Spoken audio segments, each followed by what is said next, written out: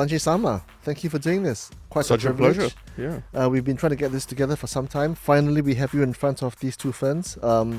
Let's start where, your origins in India, right?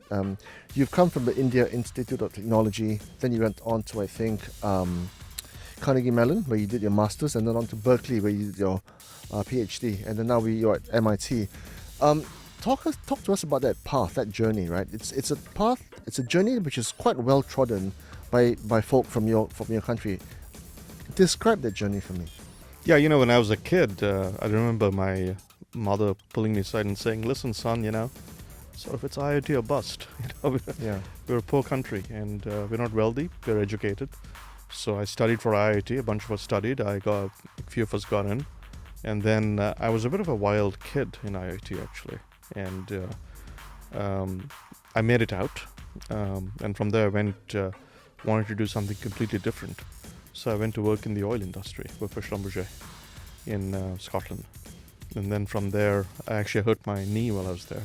Decided to take a sabbatical. How? Well, I heard it playing soccer, and then I heard it again playing on the rig, and then I finally blew it out playing tennis a few years later, but I have screws in there, and I knew I was sort of wobbly on the rig. You don't want to be wobbly on an IC rig in the North Sea. No, you don't. So I went to Carnegie Mellon, CMU. Then my wife went to UC Berkeley, so I joined her there. Got my PhD, and then came to MIT. If I can get into your head a little bit, Sanjay, because you seem to be the not atypical Indian native in the sense that you're quite the super achiever, of course, in terms of all the work you've done, the books you've written, the papers you've written, some of the startups you founded and sold as well. We'll talk about that later. But you are the progeny of, quite a, I guess, illustrious family in India. I think your father was quite high up in the government, and your wife's family also within the government as well. What was their mode of parental management? Were they quite hands-on and micro, or were they quite laissez-faire in terms of how they put inputs into you? Very laissez-faire. Yeah. Very laissez-faire, but always very intellectual. Yeah. It was always about math and physics and all our conversations, but very laissez-faire. Never so discussions at the dinner table would comprise what kind of stuff? Politics and history and physics, and to this day my octogenarian father sends me, physics articles, and it was very intellectual. Government and international policy and economics, and sports. So how does that fall upon a 12-year-old's ears? Because I try and talk about those kind of things to my kids, and they're like, they switch off, right? We didn't have much TV then, in India. We didn't have TikTok. Black and white TV was about it when I was a young child. Cricket only entered.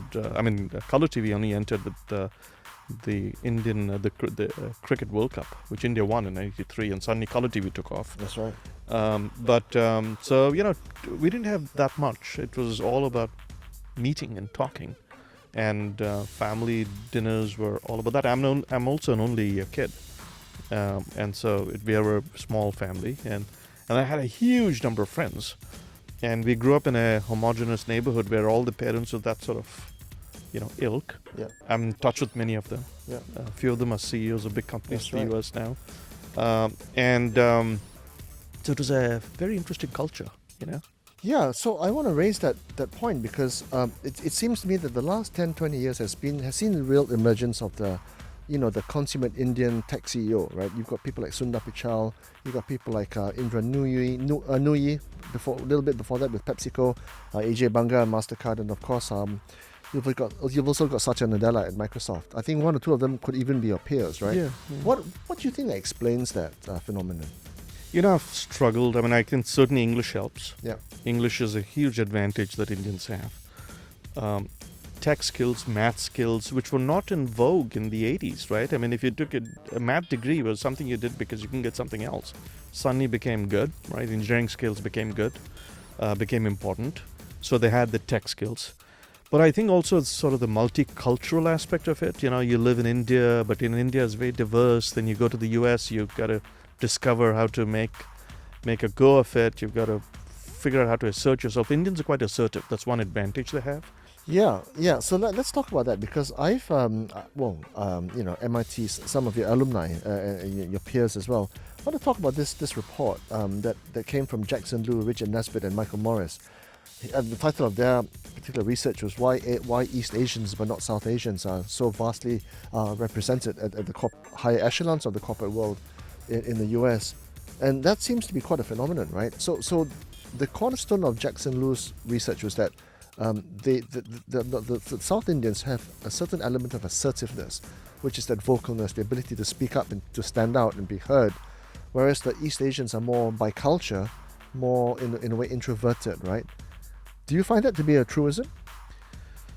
Well, I mean, I can't argue with the statistics, and Jackson's work is very good. I do know that individually I have very close friends who are East Asian, and I find them assertive and fun and brilliant and so on. I do think statistically, of course, there are like NVIDIA, of course. you have Jensen Huang and all these guys, right? AMD, right. amazing leaders of or Broadcom, right? That's and Malaysian. But the Broadcom gentleman. guy is more like a founder, right? He wasn't hired per se, German, right? Yeah. So I think what it is, that's a good point. I think what it is because India is so diverse and so, I mean, maybe part of the reason that India's, has its struggles is it's a very rambunctious, argumentative society. So the result of that is that the people who come out with with an element of willing to be assertive, but also combine that with a willingness to sort of understand the situation, read the situation, play the room, understand the audience, read the crowd. Audience, right? Yeah.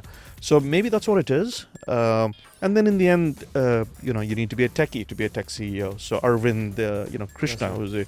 who's the CEO of IBM, for example, right? I mean, he rose through the ranks, and next thing you know, after their struggles, he becomes CEO. So maybe that's what it is, a combination of language, tech, multicultural, making it as an immigrant, and assertiveness.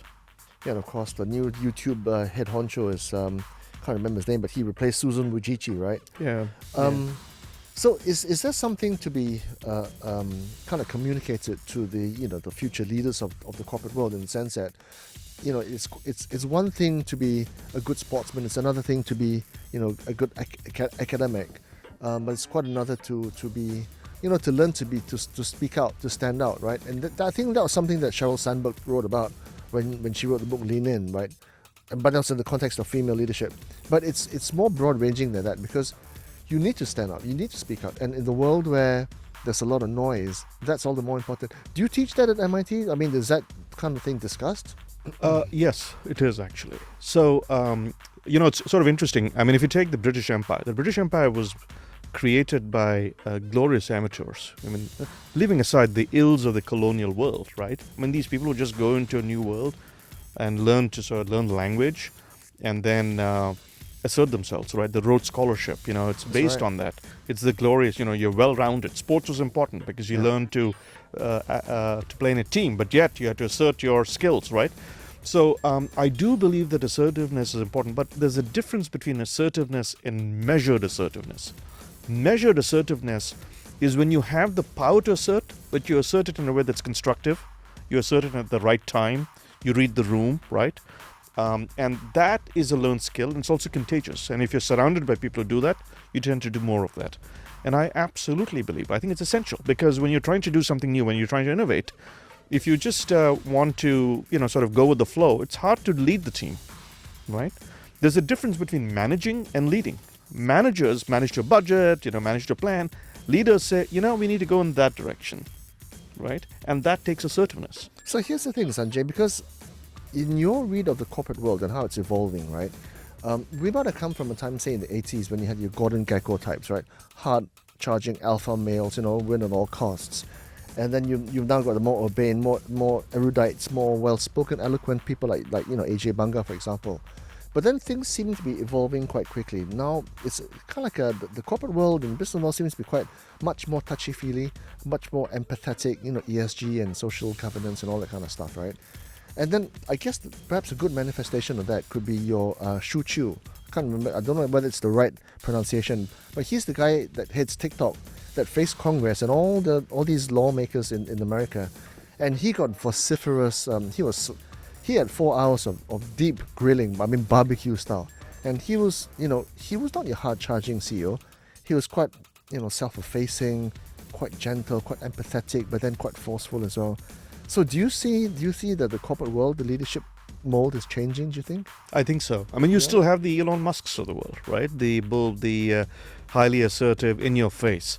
But I think that the vast majority are of the latter type. You got to walk and chew gum at the same time. You got to assert when you need to assert. You need to lead a team. You need to show empathy. I mean, we just went through hell with COVID, right? That's right. You got to pivot the company. You got to win people over. And that is a combination of skills. And you got to know when to use with skill, how to sort of modulate them. And I think that is the future. I thought he did a fantastic job in front of Congress, by the way.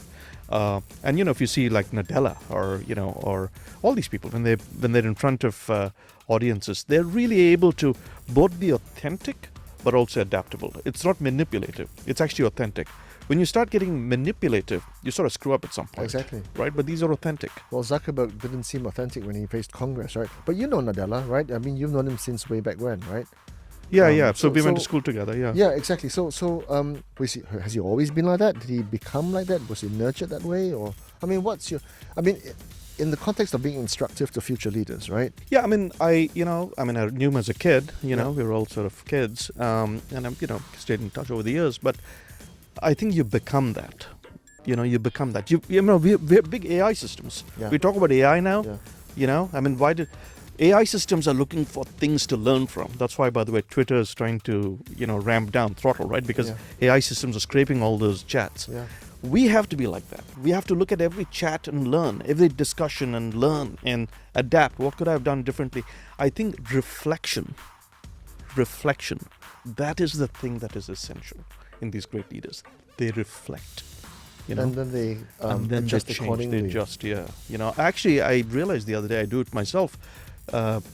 Every weekend I look at my calendar for the previous week, not the next week, and I reflect on the meetings. And partly to see which meetings I could have avoided, right? But then it's led to this thing where I think back at the meetings and think, what did I get out of that? Was that good? What could I have done differently? And I realized that without being conscious of it, reflection is essential. We have to be AI systems. We have to be better than AI systems to beat the AI systems. Is that possible? Absolutely. Can an AI system negotiate a contract? Can it think of ESG? Can it resolve a conflict? Can it, design a new strategy, which is not cookie cutter? AI systems cookie cutter, right?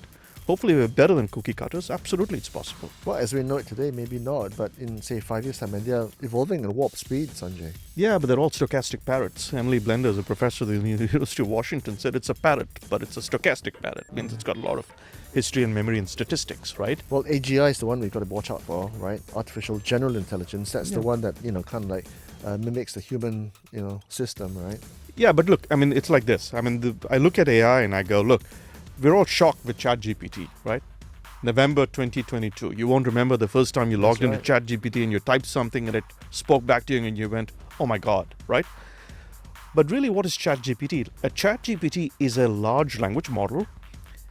And a large language model is essentially a predictive typer that just goes on and on, right? And when you type in your iPhone, you go, I will meet you at, and it tries to complete the restaurant, except it goes on. And then we will order sushi, and that's what it is. So why is it startling us? Because we looked in a mirror and we found language staring back at us. A lot of what we are is language. Our thinking is language. Our planning is language. A lot of our knowledge is ingrained in language. And so ChatGPT stared back at us and we thought, oh my God, that's a lot of what we do.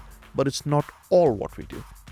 And that missing element, we don't give it enough value. It is enormous. Take self-driving cars. By today, we thought we'd all be driving self-driving cars. Not even close, right? The easy stuff's been done. The hard part is all the other things human beings do. And we have to really examine ourselves to discover and appreciate that. So before we talk about your work with the Indian government, which I think you still do, to some degree, right?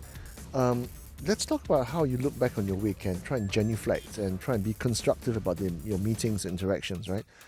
That is something which I find quite interesting because it's about being constructive about oneself and being present and all these kind of things, right? What kind of things do you watch out for and how do you take a constructive approach, to constantly hone your interactions? So my wife caught me doing this, and she sort of pointed out I do this. So I'll tell you what, and then I had to sort of reflect on it at a meta level. So I look at the meeting and I go, do I have a good feeling about that meeting? Was that constructive? So in something that's coming up or something that went Always by? in the past. I look at the future as well, right? Okay. I'll have to look at the rest of the week to figure out which meetings I can get out of, right? But I look back on my calendar, which is pretty packed, and I go, that meeting, I don't think I achieved a lot. Maybe I could have done it this way, I thought maybe I was a little rude. Maybe I shouldn't have been. I'm really rude, but even though I have a feeling, or I say maybe I wasn't assertive enough. I do that. But my wife caught me doing it, and I said, "Did you realize you do that?" And I thought, "No, I guess I do." She's right. How did she notice you doing it? As in, you were like consciously looking through your. Yeah. I was looking at the calendar. I was muttering to myself, and she goes, "What are you doing?" And I went, "Oh," but then I had to surface what I was doing. And So Brian Armstrong of Coinbase does this to some degree as well, especially when he does the hiring, right? So that's not good. But in terms of you, so how do you kind of demarcate, say for example, a social meeting? What kind of things do you want to get out of it? If it's a work meeting and it's just a bunch of people, what is the objective? And so on and so forth. Yeah, social meetings, I really want to be myself and have a good time. That's really my objective. I do not want to be not myself. If I'm not myself, I probably shouldn't have done it. But can you really though? Yeah. Yeah. Yeah, I think so. Because, to some degree people play roles, right? I don't. I stopped doing that a long time ago. I had to do it. Yeah. But it's semi-social. It's not social. You're there angling, But now, socially, if I'm with someone, I want to be myself, and I want them to be themselves, and I want it to be just fun, right? Yeah. And if it's a cognitive load beyond that, it's not worth my time, right? Work meetings, I again want to be authentic. I don't want to lie, right? I want the other person to feel like they're being authentic, and I want to get stuff done, right? Did we make progress? It could be a disagreement. It could be like, let's meet to figure this out. You're one place, I'm one place. Can we have a respectful outcome where we disagree, right? But also understand what we disagree on, and then we can chew on it, right? And if I'm the boss and I have to make a decision, look, here's my decision. I'm sorry. This is my decision. I know it doesn't make you happy, but this is what we're going to have to do. So I just want authenticity. I guess if I had to put it in one word, it's authenticity. Yeah, I think within the first 5 minutes of meeting you the last time, you said Wiswig to me, and then I said, what Wiswig? What you see is what you get, right? So in your work with the Indian government, right, and we know that within the next 30 years, India could well overtake, if not already, at some degree, because it's so vague, right, population sizes, overtake China as the world's most populous nation. Some would say they made a meal of it so far, right, in terms of the economy, right? How do you think they should do it going forward? So India's already crossed China, by the way. Yeah. It's just crossed China. Yeah. Well, according to the just population. Yeah. Total numbers. Yeah. And according to some United Nations numbers that I saw.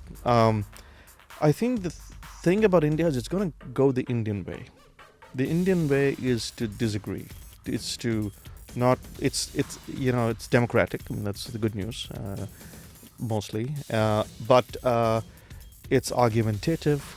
It's fractious. But maybe in its own way, it's authentic. The stuff that happens is authentic. And so it is hard to line up things. There's no magnetic field to line up the iron filings. These filings will point in any direction. That's a disadvantage. The advantage, though, is it's extremely entrepreneurial, right? And so there's a lot of bottom-up activity. If you go to a grocery store in India, or if you go to a little corner store, they're extremely creative in the way they source, sometimes too creative. Some laws may be broken, right? That's a problem. The way they procure, the way they sell, the deals they strike, the personal service. It's quite extraordinary, actually. And so I think what will end up happening in India is we tend to judge every country, like Malaysia, India, China, Indonesia, Kenya. We have a lens that we've learned from the success of basically Western countries over the last 100 years. We think cities should look like this. We think commerce should look like this, right? But it doesn't. There's a lot of smallholder farming in India. But most retail in India is tiny little single proprietor stores. In America, it's Walmart and Amazon, right? So when you look at it through that lens, it doesn't work. But in its own way, it's actually empowering and it works. Because the individual has a lot of say, right?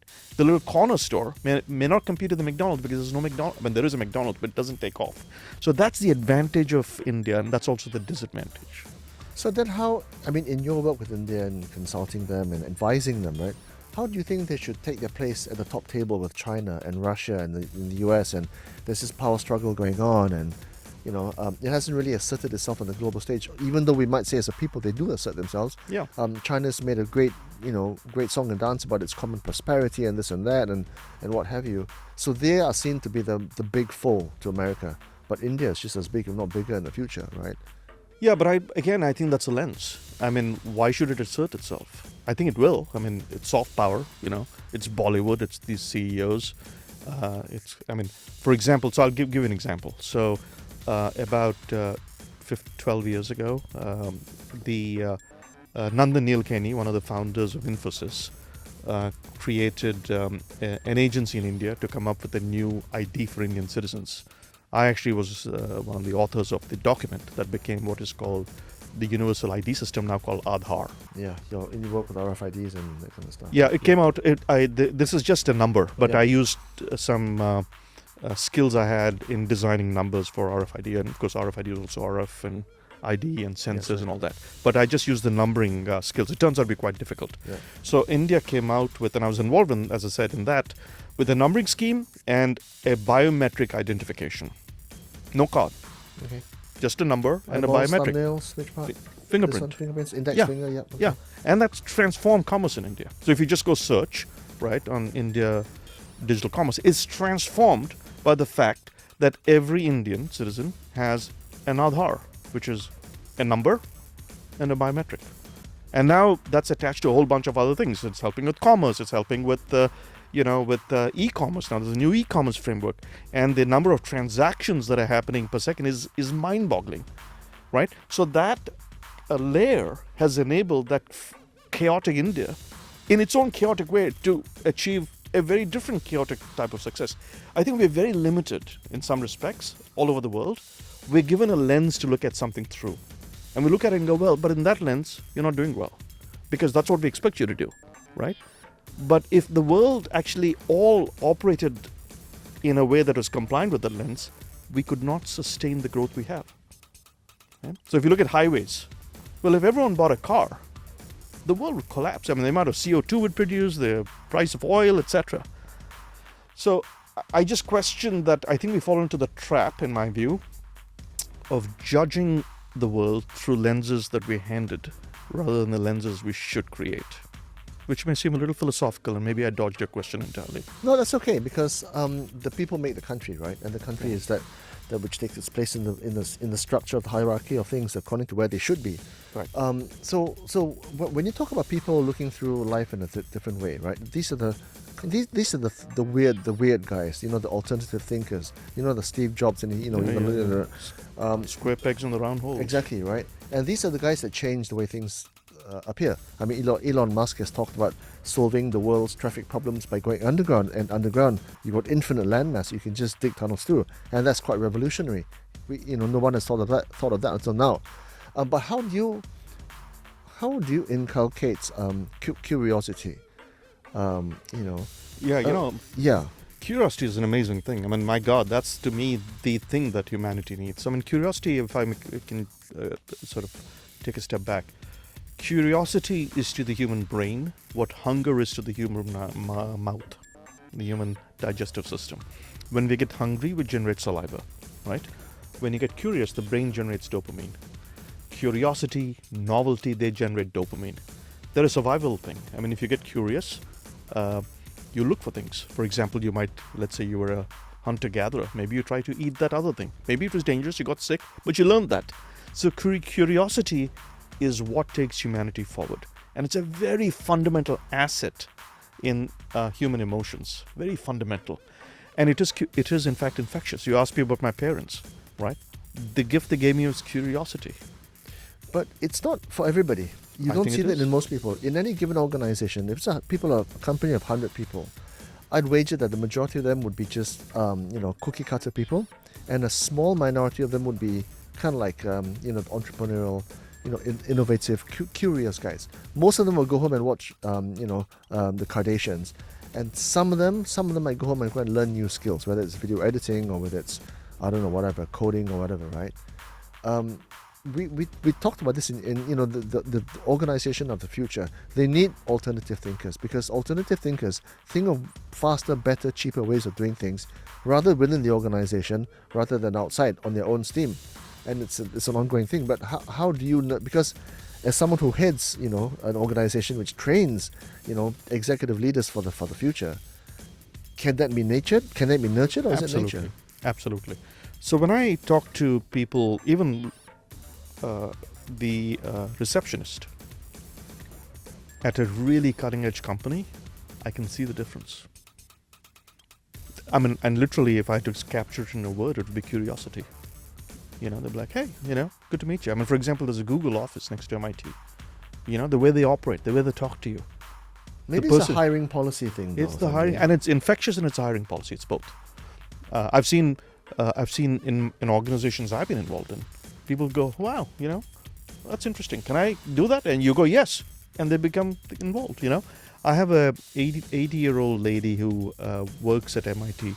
She cleans this lady, she cleans all the offices at 6 p.m.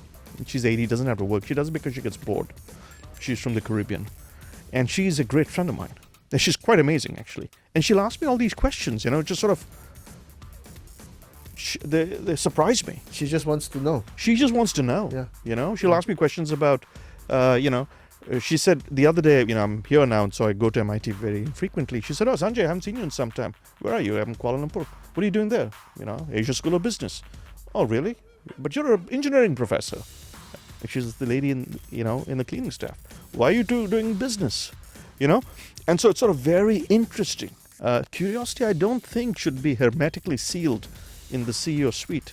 I have seen it literally spread across an organization. By the way, the receptionists, the drivers, they connect across organizations better sometimes than the rest of us. But if you're trying to teach curiosity, how do you do it? You awaken it. You don't teach it. So you think it's latent? It's absolutely latent. I mean, think about it. Every human child goes from zero to language. That is an incredible Not all children, feat. Sanjay. Most, unfortunately. But speaking, right, or walking, is quite a feat. It is a greater feat to go from nothing to language than it is for Einstein to go from, Newtonian physics to relativity, right? So if that is true, then in fact, I think we spend our time in education shutting curiosity down. We have expressions in English language, right? Curiosity killed the cat. Yeah, why though? Nonsense. It shouldn't be though. It shouldn't be, yeah. Or all good things come to wait. Nonsense. Yeah. Don't wait. Yeah. Carpe diem, right? Yeah. So the thing about Asia, Southeast Asia in particular, I think the vast majority of economies in this region are family-owned businesses, right? Your atypical patriarch that runs the business, and he's first generation, passes on to his children. And the way the culture is in those organizations, we see them time and time again. It's very, very domineering, very, very dictatorial. People who are hired within those organizations are basically people who say yes and never no. But the existential threat to these businesses at a time when we've got huge evolutionary change, I mean, some of these companies, I don't want to name some of them, but these are household names. They might be gone in 50 years' time because they just haven't moved quickly enough. Yeah, look, I tell you what's happening right now. You may have a successful dry cleaning business and you feel pretty good about it.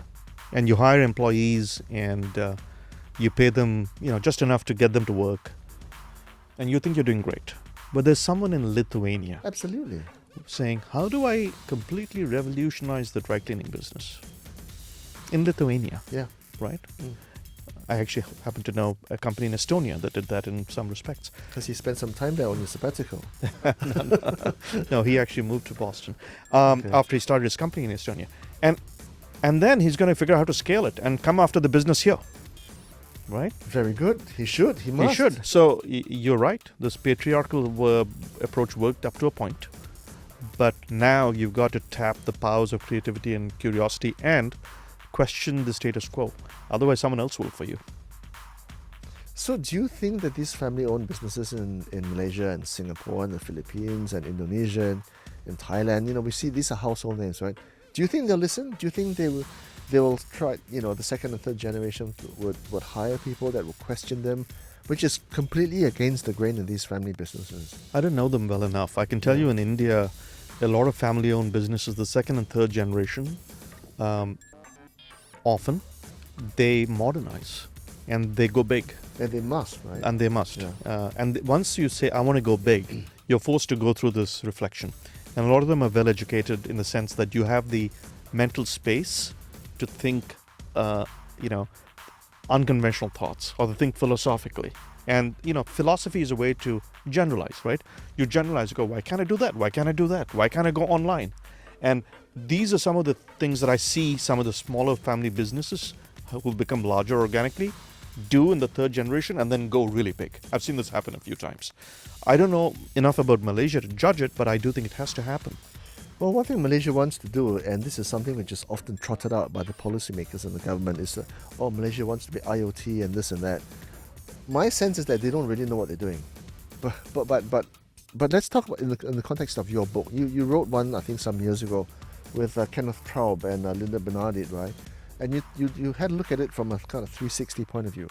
So without talking about Malaysia's IoT aspirations, what does it take? I mean, what is it all about? What is IoT? IoT is besides the point. That's the point of the book. Yeah. You got to figure out what the hell you're trying to do. Let me give you an example. Ford or Proton sells cars in Malaysia, right?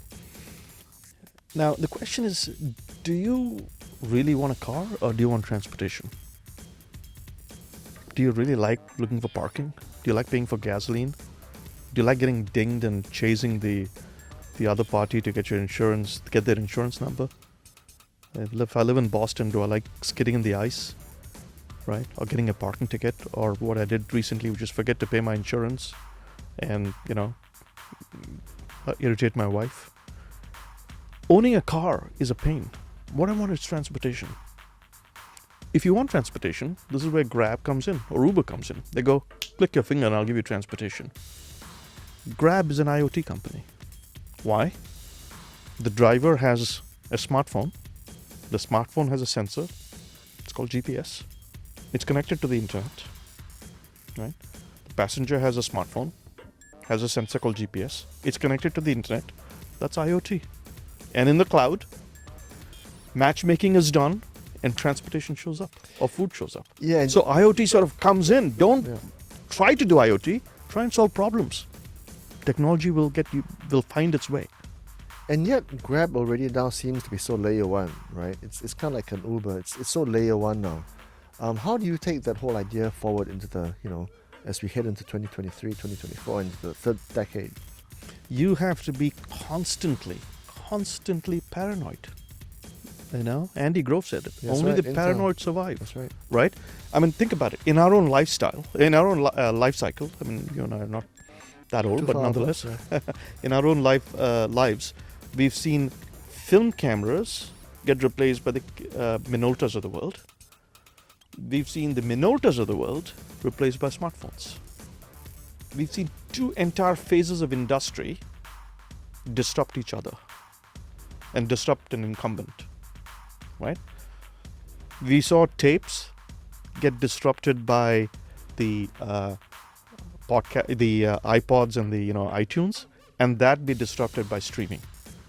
So you have about 3 years of runway, and after that, if you're not trying to disrupt yourself, someone else is trying to disrupt you, and you will never catch up.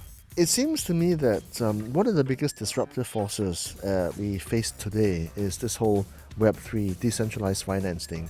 And yet, what appears to me to be, at least in its past, used to be one of the most innovative countries, the US government, they seem to be pushing back, people like Gary Gensler and the SEC, and they're fighting back against the Web3 guys.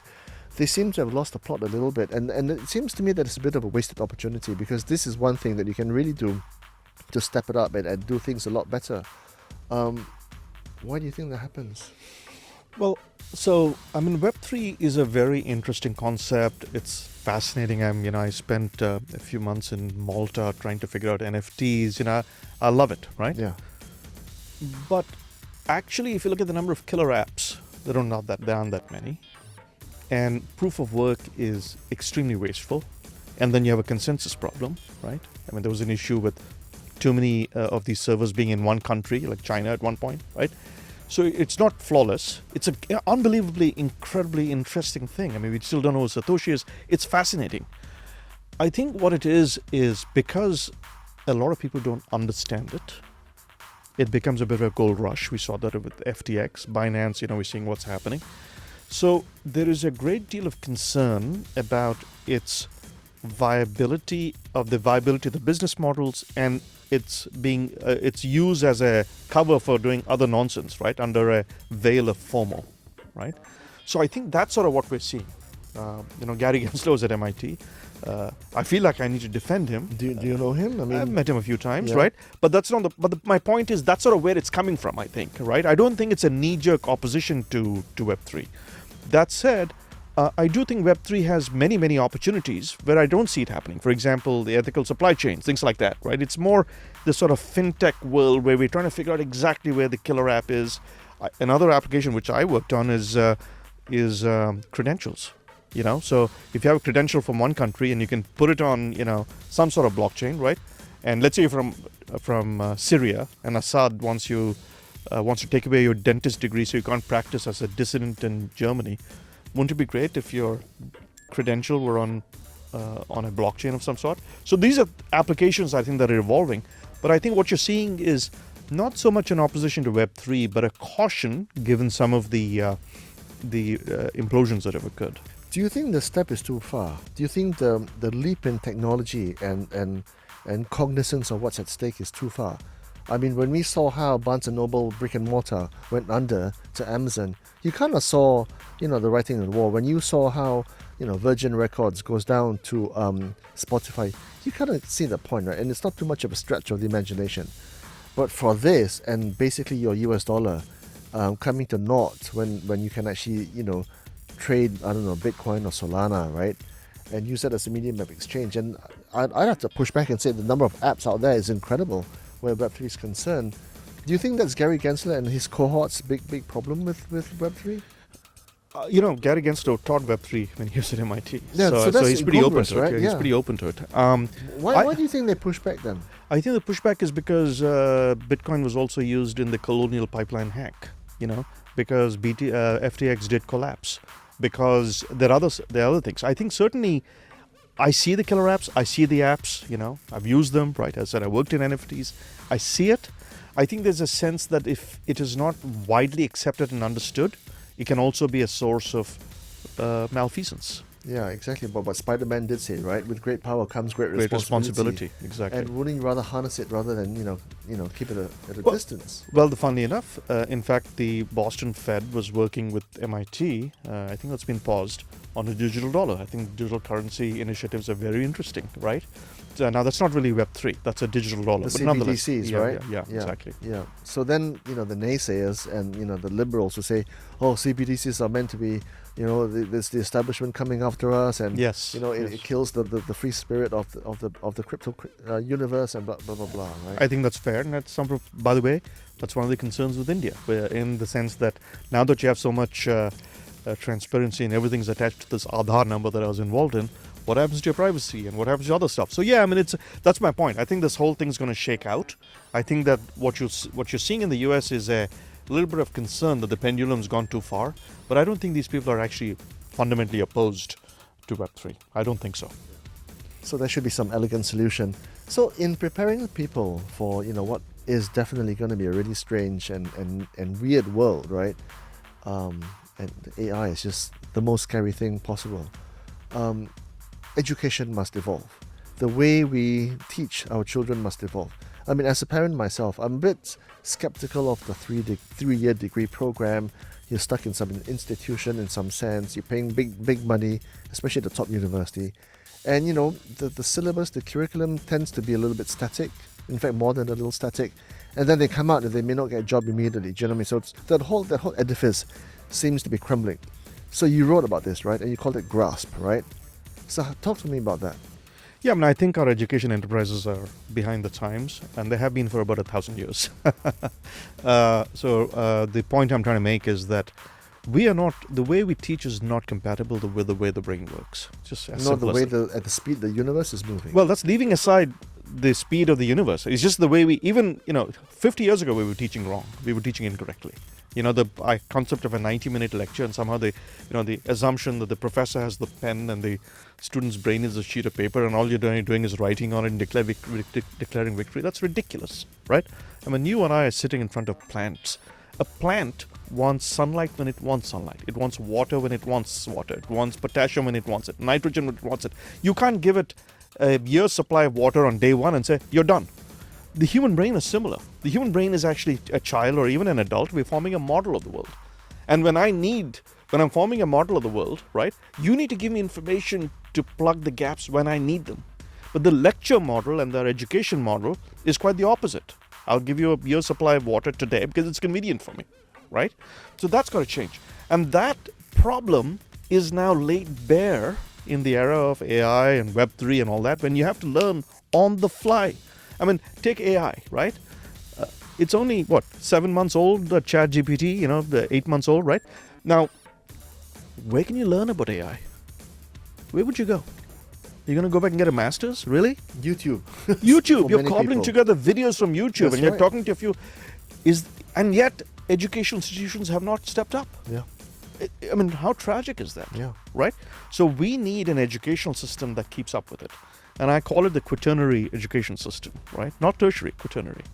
And we also need to meld learning with work. Because when you learn something, you apply it, you learn better. This is the science. So what you're talking about makes a lot of sense. And in fact, this has been practiced, actually. It's not that new. The Germans and the Austrians and they have apprenticeship systems. You're going to high school, you're apprenticing. You go to college, you apprentice. And that keeps both your learning relevant, but also keeps the professors on their toes. So I think we need to absolutely evolve to something like that. So basically, if you are driven in that way, there's there's a high element of agency involved now, because if you were a driven and ambitious individual, you could conceivably learn a lot of this stuff on your own, especially with the free courses, offered by some of the big corporations. You need not go to a tertiary institution anymore. You need not pay that kind of money anymore, right? So what value does... So of course MIT is a different animal, right? Because it's numero uno, right? And LSE and Imperial and all these other guys. But if you were to not qualify for one of the top 10 global best of the best universities, and the rest of the world is, the rest of them are just commoditized, right? Then why bother? Well, I will still defend higher ed a little bit, not too much. So it turns out that the prefrontal cortex, which is the front of your forehead, The common sense thing. it's actually not. It's the CEO of your brain. Yeah. All right. Yeah. And it's the only human beings have it. I mean, even the great apes have only a very primitive version of it. It grows in between ages 17 or 18 and 20, 22, 23. I think mine never grew in. But anyway, it's literally the CEO of your brain, right? This is why we don't let kids drive until they're a little bit older. We don't let them drink alcohol, ever, sometimes. But yet, we send them to war at a younger age. So I think Kimi Räikkönen won the F1 world title at 17 or something, right? So, but he's outlier, right? Obviously. Yeah, but he's also, that's an instinct. It's That's not, right. Because you have a team coaching. They have someone with a grown prefrontal cortex, PFC, guiding them from the pits, right? That's instinct. And he was unique. He is unique. The challenge is, you do want that incubation period where young people are learning certain disciplines, right? The discipline of, for example, thinking mathematically, thinking about the humanities. I'm a big believer in the humanities, thinking philosophically. So I wouldn't throw the baby out with the bathwater. The problem is we've taken that too far. I would say, I did not even think, this was after I wrote Grasp, of telling my kid, don't go to college. I didn't even think about it because I felt it was good. The problem is we don't do it right. We are doing too much of the philosophizing and too little of the practical stuff that young people need, both to enjoy the learning, but also to make it practical when they enter the workforce. And this is a balance that needs to be struck. So from the perspective of duration, cost, appeal, and applicability, how does the quaternary education system look like in your idea? Yeah, so what I just described is a tertiary education system. This is until you're age 22 or so. All right. So this is when your prefrontal cortex is growing in and you want to sort of guide it. So you still do your undergrad? You still do your undergrad, but in a different way. What you do is you do a year, you do an internship for 6 months, you come back, you do a year, you do some online courses, and it's all baked into the degree. I actually wrote a document about it, which if you want, I'll give you a reference to. A few of us wrote it, and we wrote some articles about it. It's gotten some press recently. Now, the quaternary education system is what you need for the rest of your life. It's the gym you go to stay fit knowledge-wise. You go 3 times a week, right? We don't have that. There is no such thing as a quaternary education system, except watching YouTube videos and then getting distracted by some video of someone doing something foolish, right? We don't have this is what we're creating. We created it at MIT. At MIT, we called it Agile Continuous Education, ACE. And this is something at ASB we're considering, which is how do you create this quaternary, lifelong, Agile Continuous Education system? And this does not exist. So what is the difference between what you're offering or what you plan to offer versus what people can do in their spare time? Whether it's learning to edit videos, or whether it's learning to take photographs, or whether it's learning to code, Yeah. What is the difference? Yeah, hopefully not such a huge difference, but there is a difference. See, when you learn photography in your spare time, you love it, right? It's passion. It's a passion. You're waiting for the moment you do it. So what we want to do is, the problem is you may not learn it right. You cobble together some videos and you don't understand, how an SLR is different from a camera that doesn't have a similar lens and a similar shutter system. So if you do it right, you can combine the two. So what you do is, listen, let me tell you how AI works, right? Let me tell you what large language models are. Let me tell you what embedding spaces are. Let me tell you what a neural network is. But I'll do it in a way that it is both fun and you get your fundamentals right? So my little joke is you want to put the fun in the fundamentals. And then go do the AI. Go write a program, Write a little game with your kid where the AI is, mimicking mom or mimicking dad, right? So you have to, that's the idea. The idea is we want to keep the passion of the weekend ritual, but reinforce it with the discipline of getting it right. And then would the killer thing then be the MIT stamp on that piece of paper, which you then get at the culmination of that course, which would then be the icing on the cake, because that's what it means, right? I mean, otherwise, why would people go to MIT versus Sheffield University, for example?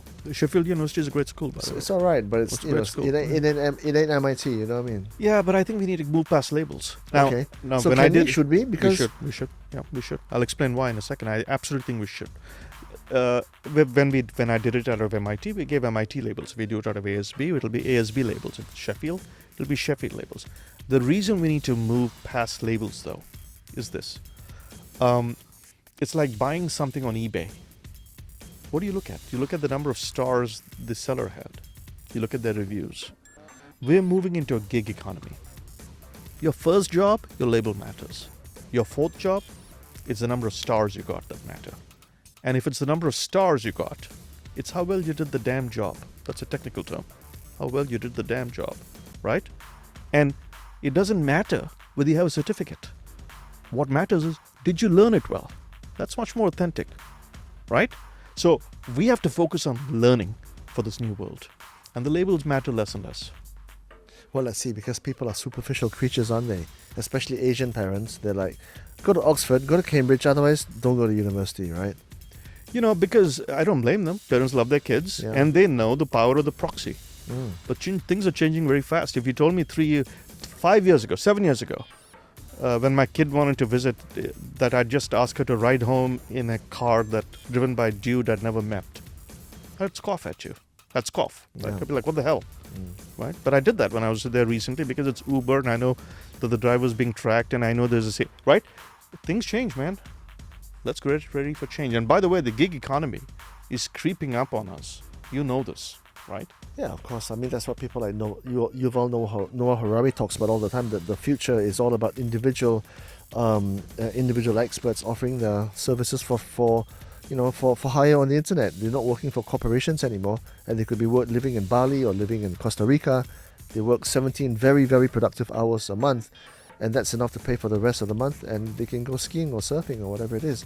And that's upon us. I mean, it's not already coming, it's upon us. It a lot is of people upon are us. doing it. Yeah, and I think it's fantastic. I mean, why do corporations even exist? And I don't mean that in some sort of radical way. They exist. Actually, there's a Nobel laureate, Ronald Coase. He wrote 2 papers, one in 1937 and one in 1960. I think he got the Nobel Prize in 1992. And he explained why corporations exist. Why do we make these big things? We make these big corporations because there's pooled resources, right? You need a typist pool. And if you have a typist pool, it's better that you all work together and share the typist pool. There's a factory, right? But today, the reasons for the existence of corporations are going away. I use Google Docs. I don't need a typist pool. You've got SAS, right? Yeah, I've got SAS. I've got access to 3D printers, I don't need all those aggregating forces. They're going away. That's called the transaction cost. The transaction cost is going away. So what that means is the idea of these big corporations sort of goes down, right? And that's why this is happening. I mean, in some respects, Ronald Coase predicted both the formation of companies, but without realizing it, predicted the demise of companies. And this is the future. And if you're in this future of the gig, really, by your 4th job, it does not matter if you graduate from MIT, Sheffield, or some unknown university. What matters is how good are you at your job. Your ability. Sanjay, do you think you're a success? In some respects, yes. But there's a lot more I want to do, man. Okay. How would you define success? That was why I struggled. I don't know what it is. Yeah. Right? I will say I'm happy. What is happiness? I'm satisfied. I'm not sure what it means. I can tell you when I see it. I can tell you when I feel it. I feel I can be myself. I can be myself. And I don't need anything. I'm not wanting anything. I think as a collective, you and I have been around the block a couple of times, right? And at various points in our life, especially in mine, I think to myself, have I lived up to my full potential? Have I, am I classified as a success in the eyes of my peers and my parents and my colleagues? And then I ask myself, what is success? What is success in the 21st century? Because if we were to not have a goal in mind, especially for our children, then how can they plan and navigate their futures? Because they don't know what to aim for. Do you know what I mean? Absolutely, because I think success is a proxy for something. Success is a proxy for happiness, but it may not be a good proxy. Happiness is the ultimate goal. So then it's a very personal caricature of what one deems to be successful and happy. Yes, right. I think you want to be happy. I think you want to be satisfied. I think you want to go home and sleep well. I think, and even successful people have a lot of pain. Even happy people, something sad happens. A loved one passes away. You fall sick. You see something that makes you upset. And I think equanimity and the ability to go home and generally, barring these other things, have a pleasant, last few minutes before you sleep and you feel good about yourself. That's about all I want. So, Sanjay, rules for life, man. What are your rules for life? I have a few. One is authenticity, right? That's a very fundamental thing. You should be yourself. The second is I believe a lot in curiosity, right? Which is, if you want to be happy, you got to nourish the brain more than the rest of your body. And curiosity is very important. Authenticity means you're yourself. Curiosity is your brain is hungry and you're feeding it. And it prevents other sort of atrophy, for example. Atrophy, yeah. The third rule for life for me is recognizing when something is inevitable and just accepting it. I don't mean not fighting things that you can fight for, right? But I'll give you an example. Why is Elon Musk both infuriating but also to some extent inspiring? Electric cars were inevitable. And there were a lot of people who said, you can't make electric cars because you need a ton of battery in every car. And he said, why not? So it's that inevitability, It's the Sherlock Holmes quote, right? When you've eliminated the obvious, what remains? I think he said something along the lines of, no matter how unlikely, it's got to be the truth. And we trap ourselves in a bubble of what I call evitability, right? Which is, we think we can avoid it, but what's going to happen. Climate change is inevitable. Let's deal with it. It's going to happen. But yet people have, they've stuck their heads in the sand that they're hoping climate change doesn't happen. So that's item number 3, right? That's number Okay, so 3. let's dwell on that for a little while, because Yeah. I talked about this with Idris Jala, right? Mm-hmm. And I asked him about the his belief in karma, right? And his belief, not karma, sorry, the idea that of premeditation, about how your life is kind of like mapped out for you by whatever that power being it is, right? And I said to him, I said my ratio is 30%, inevitability, premeditation, 70% input. And I was quite shocked that he said for him the ratio is the opposite. For him, 30% input for personal, 70% premeditation. I don't agree. I agree with you. Yeah. In fact, I would say Yeah. 90-10. Yeah. All right. 90-10. I'm a big believer in agency. You used the word agency That's right. earlier for learning. That's I'm right. a big believer in agency, number 1. And number 2, when I'm talking about inevitable, I'm talking about logical inevitability, not fate. Right? I don't accept fate. It may be true, but I choose not to accept it. Okay. All right? I fundamentally believe that human beings have agency and individual agency. But logical inevitability, you got to accept. Logical inevitability is the climate's, temperature's going up, CO2 content's going up. And so we've got to find a way out of it. Well, taxes you need to pay, politicians will philander and the kind of thing, right? Item number 4. So, and then the fourth action, the fourth sort of thing for me is action. Right? You got to act. Don't be inert, lah. Yeah, you just got to take the bull by the horns. And again, it doesn't mean that you want to do something stupid, you're reckless. But in your own sphere, if you can act, you got to act. You have a duty, you have your principles, and you got to act on them. If you see something that's unfair, in your little way, do something about it. Yeah. I believe in action. So those are my 4. Okay, man. That's pretty good. That's pretty good. I've been given the waving hand, so it looks as if we got to, wait till the next one. But it was a huge pleasure, Sanjay. It's very enlightening, hugely illuminating. Thank you for your time. Thank you. Such a pleasure, Chuang. Thank Great you. to see you, man.